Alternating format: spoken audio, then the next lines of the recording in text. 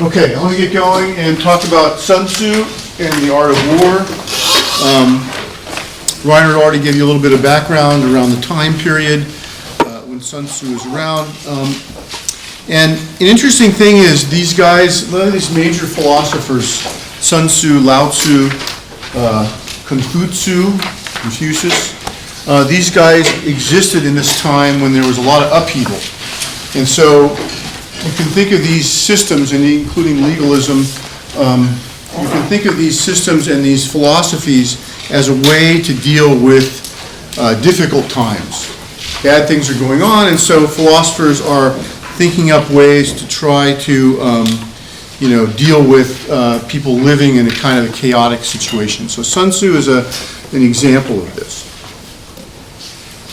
Now, Reiner talked to you a little bit about this already. Warfare before Sun Tzu in China was primarily a means of aristocratic elites who were maintaining control over their populations and to get sacrifices to their ancestors. This is actually, ancestor worship is an important part of Chinese culture. I'll talk a little bit about that later on. War and sacrifice were thought to be necessary for the survival of the state.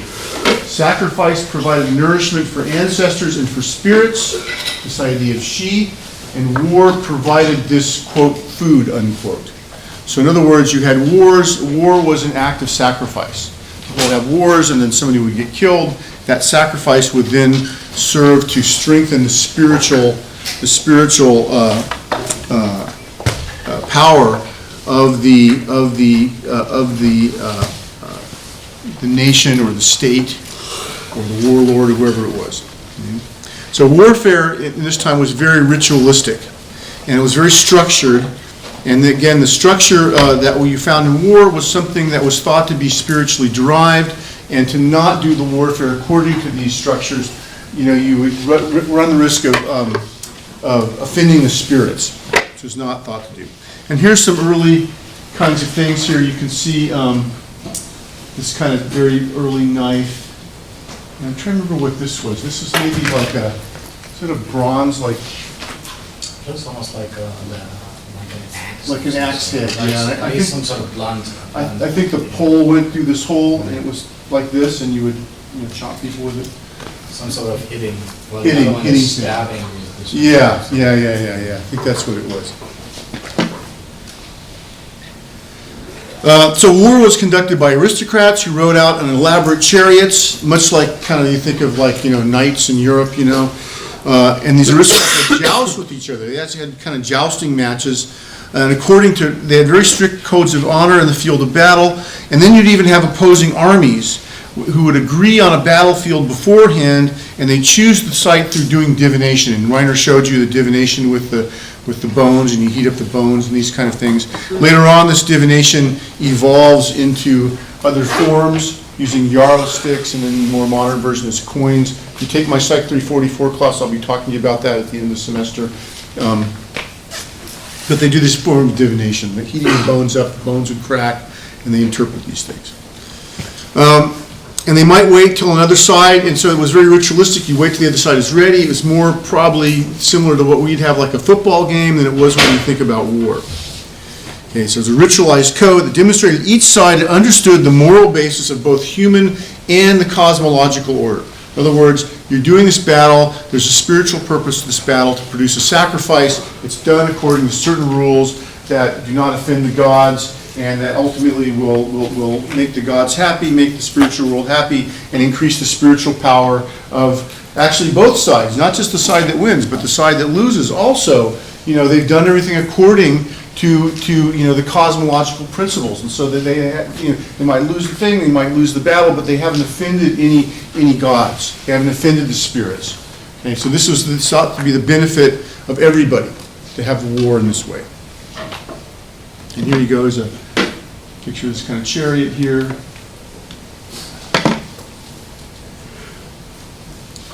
By the time of Sun Tzu, around 550 BCE to 480 BCE, I got to put the E in there, this aristocratic warfare was breaking down, as you might imagine. And bloody, disorganized conflicts were increasing between rival states as each tried to gain territory from the others. And again, the movie you're going to see is about that, and this is what Reiner was talking about. And war becomes a kind of no-holds-bar, anything-goes affair. Okay? Because once one side does something, the other side retaliates. You get all these ideas of revenge, these kind of things. Again, you're going to see these in the movie. This is going to become very apparent in the film. And you get this idea. And again, here you have your Terracotta Warriors here outside of the city of Xi'an. And Xi'an is a city in China. It's kind of like, it's like the Ohio of China. It's kind of the Midwest of Ohio, or Midwest of China. And it is the place, it's the terminus of the Silk Route. That's where the Silk Route ended up. And it's a very beautiful city. There's still walls around the city. You can walk up on them, and it's a very clean city, which is not true of everywhere in China. And you go see the Terracotta Warriors outside the city. They think that there's still some of these guys that are still unfound. They haven't found them. They've done some radar or something, and so they found some indications there may be more of them. But it's really a pretty amazing place to go and see. And There's also fear of booby traps. fear of booby traps, of curses, all sorts of stuff. Yeah, it's very interesting. It also destroys the paint when you open them up. Yeah, but they're really quite amazing. As Reiner said, they're very detailed. And of course, if you go to China on a tour, they'll take you to the government shop and try to sell you a reproduction of one. And I'll admit, I actually thought about it. They have like a full size. They can get the miniature reproductions. You can get a full sized one. I actually thought about getting. I think it'd be a really cool thing to have, but the thing is, getting it shipped here is crazy. So, but I thought about it. The other thing about the Terracotta Warriors, before you go in, there's a noodle shop where they hand make the noodles, and so it's really, really good. You get really good noodles, and then you go into see the Warriors. And you have to actually fortify yourself because it's a lot to see. You're going to be walking around a lot. I mean, it's mind blowing how many of these things. There's thousands of them, and you're just walking and walking and walking, and there's just thousands of these guys. Just absolutely amazing. Okay. So Sunzu was born in what is now known as Shindong Province, but he likely lived in the Kingdom of Wu in the lower Yangtze Valley. The Kingdom of Wu would be about, I think I have another slide, somewhere in here, this area. He presented a work, it was a written work of 13 chapters. He presented this to the king of Wu, whose name was He Lu, in about 514. He Lu lived 514 to 496. And like many of these rulers of these kingdoms, he was engaged in a conflict with the kingdom of, I don't know how you pronounce this, Yui, which is right above. And this rivalry is referred to many times in Sun Tzu's work. So Sun Tzu is a scholar, he wants to make his mark, so he writes up these 13 chapters, presents it to the king, the idea that he's going to get some kind of consulting position we might think about. Thanks. Okay, I don't know why this is going to stop this, please. Okay. Here's another map, a better map. Kingdom of Wu is, let's see, here, and Yui is here. So this is where the fighting is going on. Now, the film, you're going to see the fighting is going on, Reiner, correct me if I'm wrong, the fighting is going on up in here, right? This is the main stage, and this is where Qin emerges and then eventually takes over all the other kingdoms. Actually, Qin is the easternmost. Qin is right there. Qin is here, yeah. Yeah. Qin No, is actually, further. Go on further. Further. Qin. Here, No. here, sorry. Yes, Because that's- this is the main, Right. and of course that makes sense because this is where the walls are going to go, right? So this is where Qin is, and eventually these guys all get taken over by Qin, and you're going to see that movie is about some of this takeover stuff. You're going to see that. So Wu and Yu this is relatively relatively speaking, out of the main, fray up here. This is way a little further away going on here. But again, this is where the principles that come up are applicable to any sort of conflict.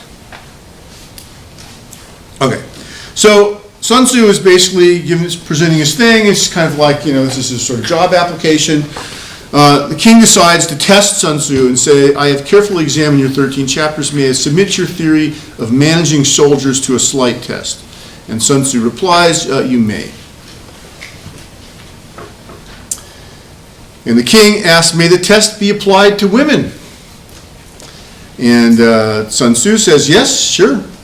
So arrangements were made to bring 100 ladies 188 ladies out of the palace. Now remember, these guys had palaces, they had harems, they had many concubines in addition to their official wives. Sun Tzu divides these, so 100 ladies come out of the palace. Sun Tzu divides them up into 2 companies. He placed one of the king's favorite concubines at the head of each company, and he bade them all to take spears in their hands and address them thus. I presume you know the difference between front and back, right hand and left hand?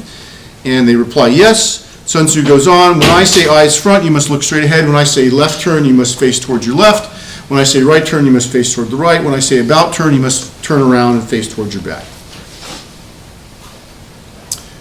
So the girls, which should probably be more politically correct and say women, ascended. The words of command thus having been explained, he set up the halberds and the battle axes in order to begin the drill. Then in the sound of the drums, he gives the order, right turn. Gives the order, right turn. But the girls burst out laughing. And Sun Tzu says, if the words of command are not clear and distinct, if orders are not thoroughly understood, then the general is to blame. So he started drilling them again. This time he gave the order, left turn. And where once more the girls burst out into fits of laughter. Sun Tzu said, if words of command are not clear and distinct, or if orders are not thoroughly understood, the general is to blame. But if his orders are clear and the soldiers nevertheless disobey, then it is the fault of their officers. So saying, he ordered the leaders of the 2 companies to be beheaded. Now, so this is a little bit of legalism here, okay?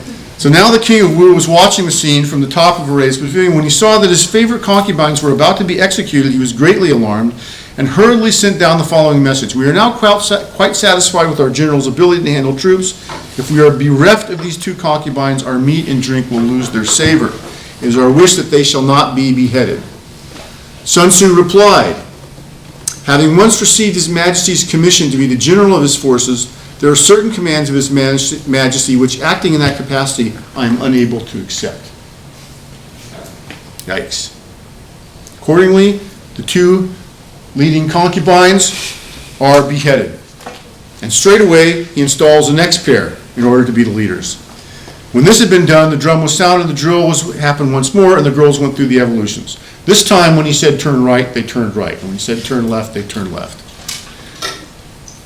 Marching ahead, wheeling back, kneeling or standing, perfect accuracy and precision, not venturing to utter a sound. Then Sun Tzu sent a message to the king, saying, your soldiers, sire, are now properly drilled and disciplined, and are ready for your Majesty's inspection. They can be put to any use their sovereign may desire. Bid them go through fire or water. They will not disobey. Okay, so there's your example of legalism. But the king replied, let our generals cease drilling and return to camp. As for us, we have no wish to come down and inspect the troops. Thereopon Sun Tzu said, the king is only fond of words and cannot translate them into deeds. Burn, you know. Okay.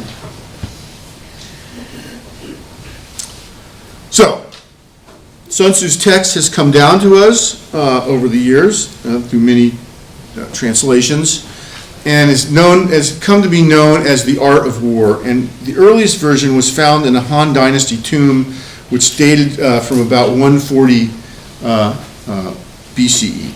Okay, so we don't have the original ones, but we have one that's a few hundred years later. And in the art of war, Sun Tzu argues that organization and discipline are the 2 crucial aspects to winning conflicts. Any insubordination must be ruthlessly dealt with. In other words, again, kind of a form of legalism. Once a ruler gives a command to a general, the ruler cannot countermand the general's orders. Delegation of authority to a single general is of the utmost importance. So again, he reiterates this sort of hierarchical command structure. Rewards and punishments must be clear and strict, fair, and applied equally. Sun Tzu generally rejects philosophical or supernatural influences. So this is a big change, right? He's not doing something to appease the gods and to balance out nature or whatever. He's saying war is war, and your philosophy and your religion, that's something else. It doesn't have any place here. He consciously stated he did not believe in ritualized warfare. Instead, he saw warfare as the art of deception and misinformation. And the only thing that mattered was winning. Okay? Here's a quote, let your plans be dark and impenetrable as the night. When you move, fall like a thunderbolt. And those of you who are going to take the Nazi Germany class next semester, you will see a little echoing of the Blitzkrieg mentality here. I don't know, maybe they read Sun Tzu, it's possible. That would be interesting to find out about that. I mean, you find a lot of versions now for business. Yeah. So that's a good point. So the art of war has been translated into a bazillion copies. So you have the art of war applied to business. You have the art of war for salesmanship. You have the art of war for dealing used cars. You have the art of war for, for being a professor. You have an art of war for, which actually we kind of need it around here. You have the art of war for everything. And there's all these versions. If you go to the airport bookstore, you'll find 20 different versions of it there for, business travelers. Now that said, really a lot of the principles actually make a sense for a lot of stuff, where you have some conflict with somebody else, or the groups have conflict with each other, or you're competing for something. A lot of stuff makes sense. And the most important thing you need to know about Sun Tzu is this idea of deception and information. That war is art of deception and misinformation. Very, very important. This gives a different flavor to war. Okay? It's not a sporting ritual anymore. This translates perfectly into martial arts, though. Yes. The art of deception. It really Yes, we saw that in that absolutely. clip earlier. Absolutely. Even individual sparring matches, group things, running a school. I mean, it's very applicable to a lot of stuff. So Sun Tzu believed that war was an extremely inauspicious activity, and the best thing to do was to avoid it. Okay? So you don't want to have to go to war. You want to avoid it. But if you had to, then you had to do it, because it's necessary for your survival. You had to do it. If you were going to do it, you had to win. He did not see any glory or heroism in war. Instead, while lamenting its necessity, one should do whatever it takes to win. It's not surprising that the art of war assigns a relatively high importance to the use of spies. Okay, use of spies. Gain information. Okay, using spies. Okay, you think, oh, that's not very honorable, that's kind of underhanded. Yeah, that's kind of underhanded. And again, there's a lot of applications of this to human endeavors, right? So if you're working for a business, you go and you spy on your competitors. Sun Tzu would say that is absolutely appropriate. For martial artists, I have one of my teachers does this. Before he's going to have an important match with somebody, he will send somebody out to watch the other guy's match. You may even get the guy filmed and go watch the films and see. And boxers do this routinely now. Mayweather's going to fight somebody. He goes and watches the film of the other guy and sees what his strategy is. Now it's a little bit more open, but you actually go and you would spy on the people. Okay, you want information about them. And there's an information gradient. The person who has the more information is more likely to win. Okay? So spies are really important. With good intelligence, it might be possible to avoid a battle. In war, you must win. In attack, you must take the initiative. It is not beneficial to the country. If it's not beneficial to the country, do not take action. If you cannot win, do not go to war. If you cannot win, do not go to war. This harkens back to what I told you about primate behavior. Okay? Primates. Okay? Remember we talked about, around the street there, and, hey, should I go take this guy's money? I don't know, he's pretty big and strong, I don't have a chance, but I get my buddy over here, now I know I can win, then I attack, right? If I don't know I can win, I don't attack. So that same primate behavior is echoed in Sun Tzu's quote here. Okay? Sun Tzu realizes this. 10 basic principles. I'm going to distill down Sun Tzu for you quite a bit. 10 basic principles from the art of war. Act in accordance to a plan only after you've considered all the consequences. This is one that unfortunately is a great idea and is done far too, not enough. People don't do this stuff. People should do this. People thinking about going to war should do this. We've seen this in our country many times, even in your guys' lifetime, where we have gone into a conflict without thinking it through thoroughly. Okay? And the results have been disastrous. On the other hand, you can think of conflicts in this country. World War II is a good example, maybe D-Day, where there was a tremendous amount of planning and effort went into to looking at different kinds of consequences. By the way, there was also a tremendous effort going into misdirecting the enemy, giving the Nazis misinformation, by the way, in D-Day. Tremendous amount of planning, and then you see this, you know, it was a fairly successful operation. Okay? So again, you have to consider all the possible consequences. This is very difficult for people to do. We tend to fall into groupthink, and we tend to go along with what our leader says, just like the Ki master. Everybody's falling over when he waves his hands, right? Everybody sort of falls into this, oh yeah, he's the master, so we kind of got to go along with him. For Sunzu, this is not a good idea. You need to be considering all the consequences, and you need to be able to listen to those as the leader, okay, and consider those. The second, always seek maximum profit through the use of a minimum amount of force. The use of force is best only when it is threatened, not actually used. In other words, the Buddha said this a little bit later on. The version the Buddha said, the good horse runs at the shadow of the whip, right? So, you know, you use your force, the minimum amount of force to get the job done, and even just use the threat of force is even better. Okay? The threat of force. Okay? Yes? That's sort of like work hard, or work smart, not hard, right? It's work smart, it's a version of that, yeah. Work smart, not hard. Use the minimum amount of force. Don't be efficient.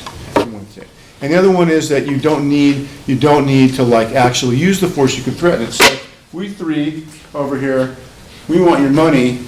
It's clearly we're going to overwhelm you with the amount of force. We're clearly going to beat you up. So it's really better in your interest just to give us your wallet, and we'll let you go on your way. Right? You can just go. We don't have to actually have a conflict. It's a hypothetical situation. Hypothetical. So, you know, we don't actually have to have the conflict. That's better. Okay? That's better. 3, try to capture your enemy without hurting him or damaging his property. This increases your profit. Okay? So let's say we're going to beat him up. Well, we get into it, beat him to a pulp. We killed him. You know, that's kind of a bummer. Really, we should have just got him, kept him nice, captured him, taken him back to our van, and sent out a ransom note. We would get some money. We would have got a lot more money than just what he had in his pocket. That was stupid of us. So next time, let's kidnap him. You know, ransom him. Right? So again, more profit in not killing your opponent if you can take him, if you can capture your enemy. Okay? Also, you can get information if you capture them. So again, something that we see now again quite often in more modern warfare. If we can capture somebody, we'll capture them without killing them. That's to our advantage. 4, weaken the enemy before engaging him. If his strength is diminished by the time of the battle, this is equivalent to your strength being increased. Okay? So again, if you can weaken the enemy, and so you'll see all sorts of versions of this out even in the modern world, where you'll for instance restrict arms sales to a certain group of people. You think, hey, I think those guys are going to come and attack us. Let's restrict arms sales to them so they don't have the latest. Let's not sell the latest weapons to them, right? Let's somehow weaken them. Or you have things. Let's drop fleas containing bubonic plague over their camp. And then, they're all going to get bubonic plague. That'll make it very easy for us to attack them. By the way, that was a plan in Japan in Second World War II. And they actually did medical experiments where they would infect people with things like bubonic plague to see if they could figure out dispersal mechanisms using fleas, actually. So they actually did stuff like that. And 5, force your enemy to do things he doesn't want to do, especially by manipulating the situation to your own advantage. Okay, so force your enemy to do things they don't want to do. So with big armies, this could be movements. Maybe you manipulate them so they have a battle in a place that's not good for them, right? So you live in let's say you live in Quito in Ecuador, which is about 9,000 feet up, and you're going to have a battle with some people from Peru. Now Peru wouldn't be because if you have a battle with some people from California, then what you're going to do is you want to have the battle in Quito because they're going to have to be forced to fight at 9,000 feet. They're all going to be out of breath. That's to your advantage, to their disadvantage, right? You sometimes see this with football teams, right? I mean, doesn't Denver like to play at the Mile High Stadium, because they get a little home plate advantage with that. This is the idea. Force your enemy to do things they don't want to do. Okay, force them to use resources they don't want to use, et cetera, et cetera, et cetera. 6. I like this one. I'm biased here. Use the psychological aspects of the conflict, potentials, intentions, personalities, etc., for your own advantage. Okay, in other words, we call this in the modern military psyops. So use psychological warfare. Okay, Reiner and I will talk in the Nazi Germany class, and again in our World War I class, we talk about these propaganda leaflets that were dropped on enemy forces. You know, so the ones in Nazi Germany, the Nazis dropped over the Americans and the British. You know, they say, oh, you know, your girlfriend's, you know, at home and you're not around, so she's off cheating on you, and, you know, she's never going to see you again. You're here fighting this useless war for somebody else's interest, and, you know, it's, you know, you're going to get nothing out of this. Wouldn't you rather be home with your girl? And they drop these leaflets to demoralize the enemy, right? So this is very common in modern warfare, and I think it's probably still done, but it was definitely people were doing it in World War I. In World War II, I think as soon as they had airplanes, they could easily drop the leaflets. They would do this. Radio broadcasts were doing this. Again, you know, the psychological, the psychological advantage, right? So again, psyops. And of course, there's all sorts of other ways you can do these kinds of things. What was the thing in the Middle East where they wanted to put like pork in the bullets? They wanted to dip the bullets in pork, and they were telling, you know. The Sepoy Mutiny. Yeah. In India. Yeah, the Sepoy Mutiny in India, right. And there was a more modern version of that too they were talking about doing in the Middle East conflicts more recently. I don't know if it actually got done or not, but people were talking about that. But that kind of stuff, the idea is that it has some sort of psychological effect on the enemy. Yes? I don't know if this was ever real, but there's like a rumor where in the Middle East they were training more and more women soldiers to fight ISIS because to them, if you die by the hands of a woman, you don't go to heaven. Yeah. So something like that. You know, I don't know if that's true or not, but that's kind of idea, like these kind of tactics. Okay. All right. 7. Always strike with your fullest strength against the enemy's weakest points. That makes sense. It's kind of common sense, but it's interesting enough if you look at warfare how often this doesn't really happen. That you really want to strike with your strongest force at the enemy's weakest force. So I showed you that great Thai boxing video this morning, and that's a really good example, right?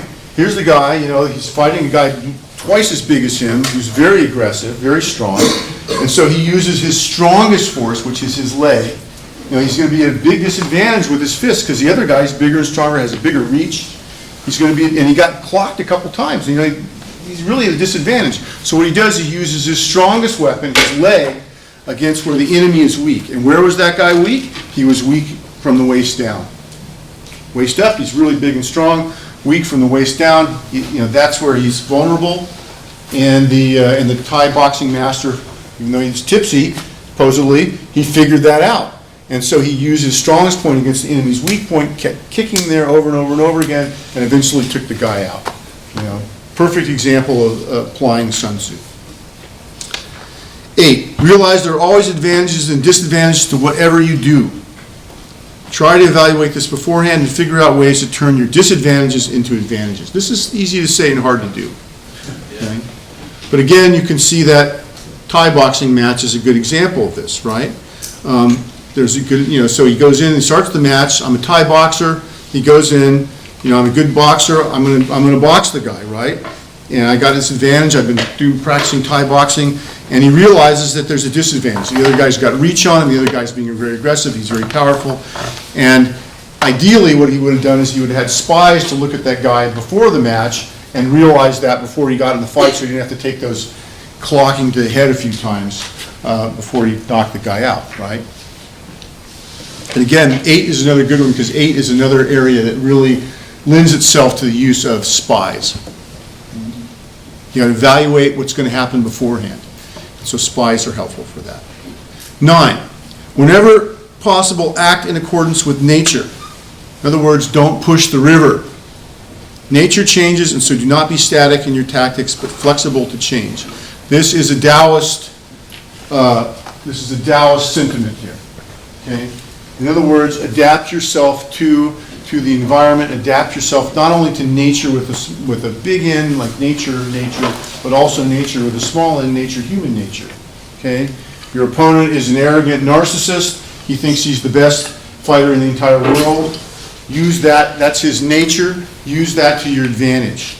And how can you bait somebody like that?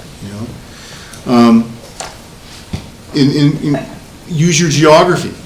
Okay. Set the battle so that at the time of the battle, the other enemy is facing into the sun, and you're not. Make the other enemy cross a river before they have to get to you. Use nature in the sense of geography to help you. Use nature in the sense of weather to help you. Your troops all come from Mongolia, they're used to the cold, so don't start the battle until it starts snowing, right? Use that to your advantage. And be flexible. Be flexible. Oh, it didn't snow today. You know, it's a hot day, so we got to do something else. We got to change it up a little bit. And 10, try to gain your aims by indirect means that your enemy does not expect. In other words, be sneaky. Okay? Do something unexpected. Again, here, spies are very helpful. Okay? Indirect means that your enemy does not expect. And again, that Thai boxing match I showed you is another good example of this. That, I can tell you that MMA guy went into that match not expecting to get kicked in the hamstring. I can tell, I don't know those guys from anything. I can almost guarantee you 100% he did not go into that match thinking, I'm going to get kicked in the hamstring. That was unexpected. And he probably got kicked there once, and he goes, that's an ineffective kick. He's kicked me in the back of the leg. That's BS. That's not going to bother me. What's wrong with this guy, right? It was unexpected. He didn't get kicked again and again and again. That was unexpected for the guy. He clearly did not understand that strategy. He clearly had not fought a Thai boxer before. By the way, it's a very common strategy in Thai boxing. Keep kicking the leg until the guy's leg goes out. I think the Thai boxer did also something very smart. So you know he was eating those right hands? Yeah. And eventually started getting him in the Thai clinch? Yeah. You know what I'm saying? Which probably confused the other guy too. Yeah, he didn't do the typical Thai boxing things in the clinch, so he didn't knee him. I thought he would knee him. I thought it was too. But maybe that was against the rules, I don't know. But he had a strategy. He did something, he figured out what the guy was not going to expect. The guy was expecting high kicks, because he would back off when the high kicks came. So he kind of thought, okay, the guy's going to high kick me. He did not expect those leg kicks. That was unexpected. And he didn't realize it till it was too late that strategy got him, right? So do things indirectly. And again, you know, this also fits into the idea of avoiding the fight. If you can avoid the fight by doing something indirectly, you know, you can sabotage somebody, you know, indirectly and do it. Okay. Questions about Sunzu? I know it's a quick, short distillation, and I know this up pretty quick. But actually, Sunzu's ideas are basic. They're fairly simple ideas. They're fairly simple ideas. And again, you know, a lot of application to the modern day and to modern day martial arts, right? Think like Sunzu. Yes? In the book you talked about, there was one section where it says, say there's a war and the opponents lose, so then leave the survivors alone and let them walk home. Yeah, yeah. But then there was, in the history section, reading, it talked about how, I think it was the guy that you showed us with the tombs, that he was paranoid and he sacrificed. Yes, you're going to see that in the movie, unfortunately. You're going to see a little kind of a very extreme example in the movie of that. Yeah, so he wasn't necessarily completely following Sun Tzu, and, you know, Huangdi didn't completely follow Sun Tzu. Right. They exist at the same time, sorry, I forget the time frame. They're a bit apart, Reiner. Sun Tzu is before Huangdi, right? He comes before. Yes. Yeah, he comes before. Sun Tzu is at the end of the spring and autumn period, Yeah. going into Arab warring Yeah. states. As a matter of fact, the Arab warring state, we don't know this for sure, because as you say, the surviving records Yeah. in the Han Dynasty, Yeah. so about 300 years later. But we assume that the Arab warring states was very much influenced by Sun Tzu. Yeah. That's right. So the idea is, you know, if there's an advantage to letting people go, if you let those people go knowing they're going to go back, for instance, and farm and provide your army with food, then there's an advantage to them. If you think they're going to rise up against you later on and come and revenge their brothers who were killed, then you may need to do something else. Okay? That wouldn't be exactly against Sun Tzu. Okay? And again, you know, if you can avoid going into the war, you avoid it. But if you go in, you got to go all in. And sometimes going all in means you got to get rid of people so you don't have to worry about them later on. And again, you're going to see some examples of that in the movie, unfortunately.